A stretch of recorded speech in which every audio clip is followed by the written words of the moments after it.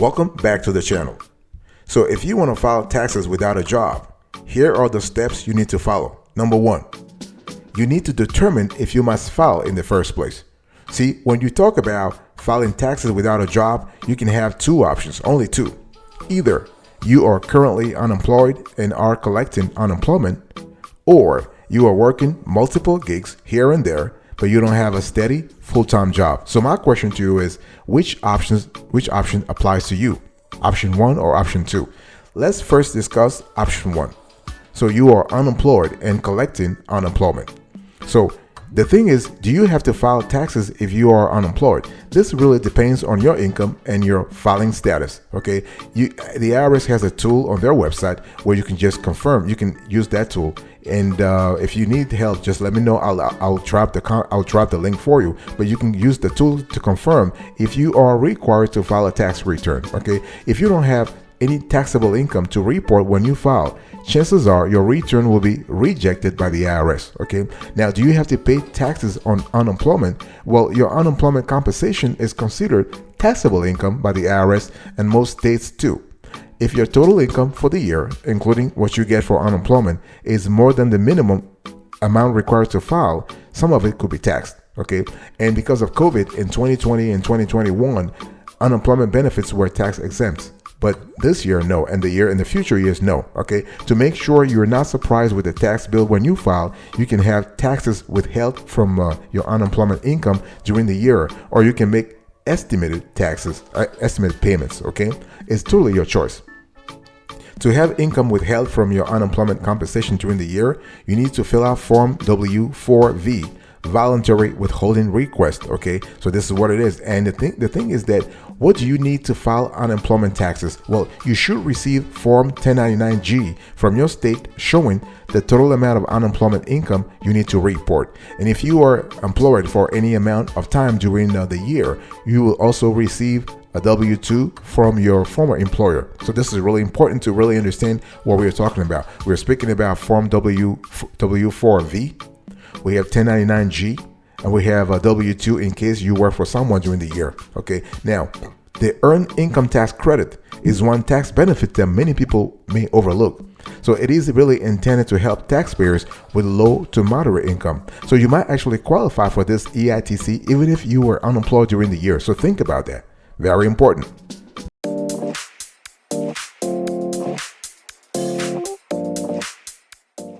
Now, let's talk about option number 2. Let's say you are now working, or you have worked in the previous year, and you have actually juggled multiple gigs here and there, but there's no steady full-time job. Okay, so this is really important to think about that scenario here. Now, does that apply to you? If that applies to you, I want you to take notes right now. Really important. So you need to actually think about your Form W-2.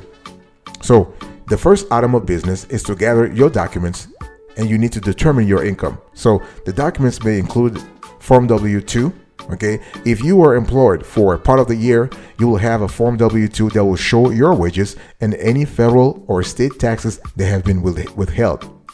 So that's number 1. Number 2, you have Form 1099-G.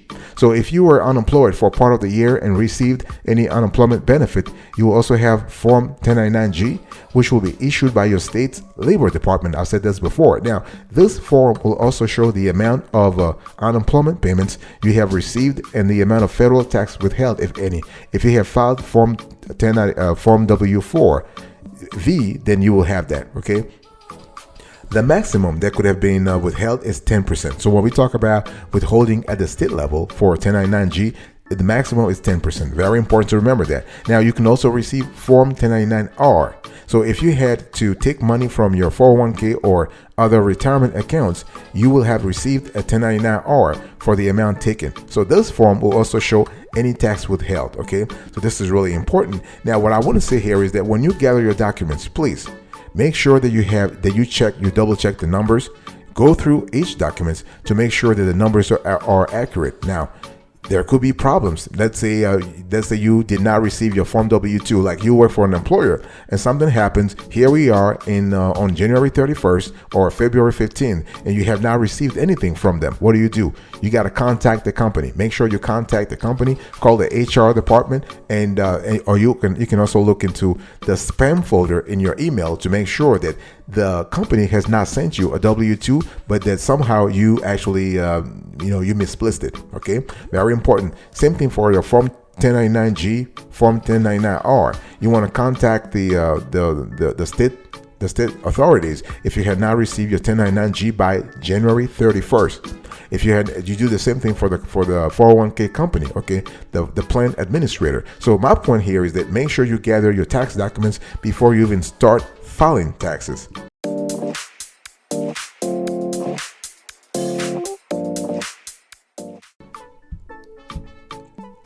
Step number 3, boss. What you want to do is you need to really report income if you worked a side hustle. See, the thing here is a lot of people believe, well, this was a side hustle. I don't need to report. And the last thing you want, the last thing you need is an IRS audit. You don't want that. Okay. So if you worked a side gig and received income, you will have to report that money.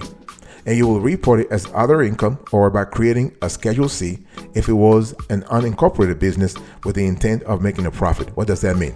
It means if you were a sole proprietorship, or let's say you were a single member LLC. Unincorporated means that you're not a corporation. That's what it means, okay? So you can be a sole proprietorship or you can be a single member LLC. If you happen to be in one of those two categories, then you will file your 1040 and you will have to attach Schedule C that will show the business profits, the business income and losses. Okay. The benefit of the Schedule C is that you can deduct expenses associated with the business. Very important. So an example of when you would report earnings as other income is if you did something once or twice and got paid, but you were not making a business of it. So a copy editor, for example, who reviews work for one person and receives $1,000 may put that on line 8 of Schedule 1. If, however, he or she chooses to become a freelance copy editor, advertises and looks for clients, a Schedule C would be more appropriate. So it's all about the intent of the business of the business model here. Okay. And one thing I also want to say here is that unemployed taxpayers need to add in all interest, dividends, and the results from buying and selling assets. Okay. So if you happen to be in that category, think about your Schedule D. Very important, Schedule D. Okay. And so you have to do this as because this is your income. Obviously, the income you will have to pay taxes. It might be capital gains or regular gains, depending on how long you have held the underlying assets. Okay. And this is really important. Now, there can be adjustments to income such as alimony paid, contributions to an IRA that are deductible, student loan interest, and other things. But the bottom line is you want to make sure that you report income if you work a side hustle. Very important.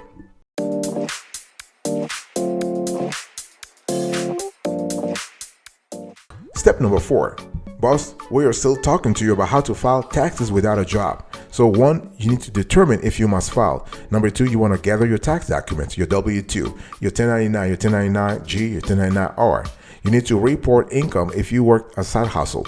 Number 4, you want to calculate taxes owed. Now, what I'm trying to say here is that there is a constellation of factors that get into the calculation of taxes that you owe. Luckily, nowadays you have software tools such as Tax Act, Credit Karma, H&R Block that do the work for you. Okay, so you don't have to actually calculate this manually if you don't want to. I mean, if you want to, there are tables that the IRS has based on your income level for the year, and then you will actually determine how much you owe in taxes. When we talk about taxes, you might have to make estimated quarterly tax payments, okay, if you happen to have like a business on the side. What I'm trying to say here is that you can be without a job. Being without a job does not mean being without income. Being without a job just means that you don't have a 9-to-5 or a seasonal or a part-time job. But some people are having passive income. You can actually generate income from a passive activity, or you could have won the lottery, for instance. So you can still make money even if you don't have a job. So you want to calculate taxes owed. The best way to do this is to use software. And if you have, let's say, a quote unquote complicated tax situation, you can pay someone $75 or $50 or $100 to prepare the taxes for you. I mean, you can have a tax preparer. That's not a problem. It is an investment that is worth it, especially if you have a business. And I was just talking to you earlier about the freelance copy editor who actually is trying to run a business on the side and filing her taxes on Schedule C of Form 1040. So my point is what? If push comes to shove, tax preparation becomes a deductible expense that you can actually write off on your Schedule C.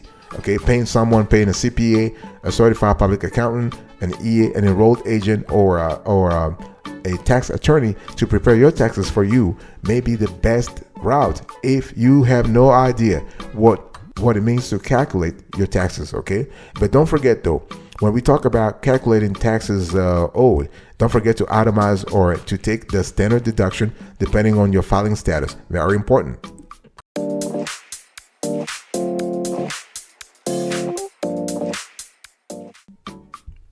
Number 5 here, you want to pay your tax bill, boss. You have to think about paying your tax bill. If you owe the IRS and are unable to pay the tax by the due date, it is critical that you still file your tax return. If you don't file a return or a request for an extension, you have to pay a failure to file penalty, which can be as much as 25% of the tax due. 25%. So don't play with this, okay? If you file an extension, you have until October to file without penalty. If you do not file by the extension, the penalty is assessed back to April. Think about that. So you don't want to be in that category anyway. File the return and work with the IRS under one of its payment systems. Okay, very important. Now, common IRS payment systems are the short-term payment plan, which is for 4 months, 120 days, 120 days, and the streamlined installment agreements, which allow the taxpayers 72 months to pay off the debt. We're talking here about 6 years, okay, including penalties and interest. So you're paying, they're giving you a payment plan, but you're still paying interest and penalties. And the streamlined agreements are almost automatic and do not require the taxpayer to submit too much documentation. And the current maximum for the streamlined agreement is $50,000 in taxes and penalties. And if you set up the payment online and have direct debit, the user fee is only $31. If you need to do it over the phone with an IRS representative, the fee is higher. So always go for the automatic online debit. Okay. And now, if the amount you owe the IRS is greater than $50,000, you still can obtain an installment agreement, but you will have to submit more documentation. So the IRS will look at your income, assets, and expenses, and depending on the amounts owed, you may have up to 84 months, that's 7 years, to make payments. Okay, so this is really, I'm just giving you an idea of what you need to really think about. Now, if you're not getting a tax refund and instead owe money come tax day, there may be a way to lessen the sting. For starters, you should still file your taxes on time. Please do. Okay, and this is important. And one thing I want to say here is that you want to constantly make sure that you are thinking about tax planning. And please do not forget, when we speak about paying your tax bill, don't forget state and local income taxes. They need their share of taxes too. Okay, make sure that you are compliant with taxes, not only federally, but also state-wise and county-wise or locally also.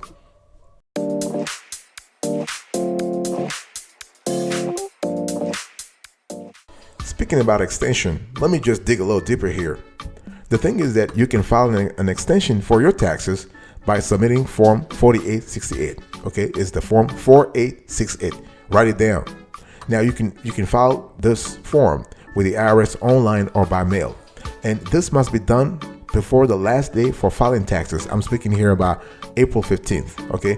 Filing an extension for your taxes gives you additional months to prepare your return, no matter the reason you need the extra time. So we're speaking about what? You have to send the return by October. So you have May, June, July, August, September. So you have a lot of months, 5 months or more. Okay. Now, what is a tax extension for real? Well, when some people ask, how do I get an extension for my taxes? They might be thinking of the taxes owed and not the return itself.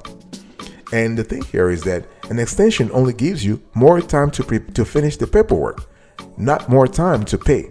Okay, Your tax payment is due on the tax deadline, which typically falls on April 15th or the next business day if it falls on a weekend or holiday. I just said that, okay? If you know you'll be getting a refund, you wouldn't need to worry about paying when you are filing an extension for taxes.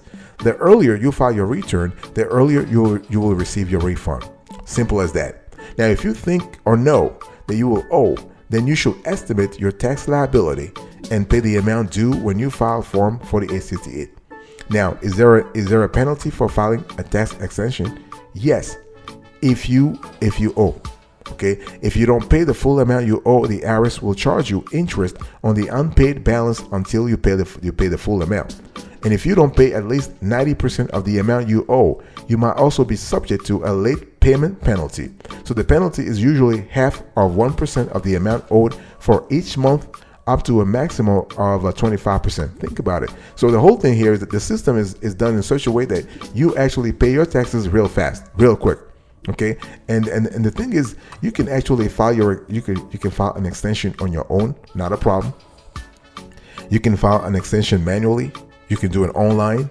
You can do it via a tax software such as H&R Block or Tax Act or Credit Karma and whatnot. So you have options here. You also have the option to have a local tax pro file your extension for you.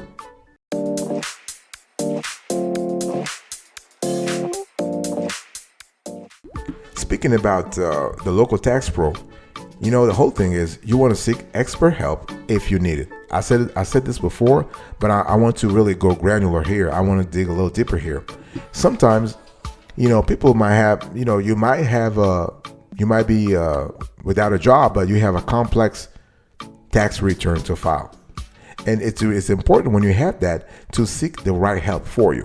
So when we talk about finding the best tax preparer for your return, make sure that you ask for a preparer tax identification number. It's called Preparer Tax Identification Number, a PTIN, because the IRS requires anyone who prepares or assists in preparing federal tax returns for compensation to have a PTIN. Note the phrase "for compensation." So volunteer tax preparers don't need PTINs. Make sure your income tax preparer puts his or her PTIN number on your return. The IRS requires that too. Okay, you can require a CPA, law license, or enrolled agent designation. So what you want to think about is that a PTIN is relatively easy to get.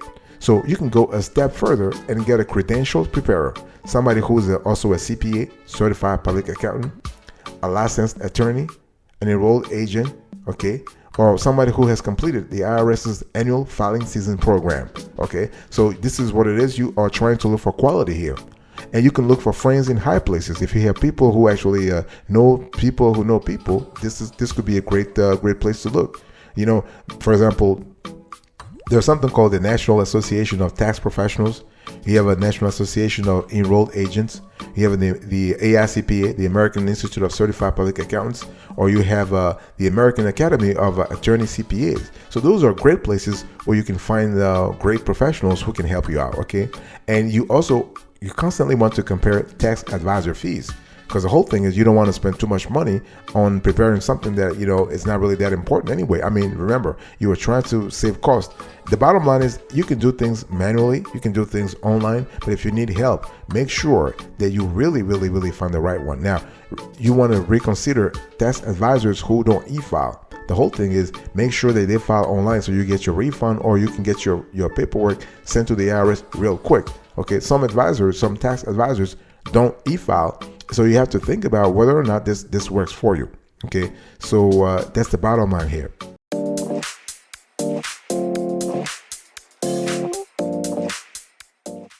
Thank you so much for your attention. So I was just talking to you about how to file taxes without a job, and here are the steps. Determine if you must file. Gather your tax documents. You want to report income if you worked a side hustle. Calculate taxes owed. Pay your tax bill. File an extension if necessary, and seek expert help. Thank you so much for your attention. God bless you. I'll see you next time. But until then, remember, stay marvelous.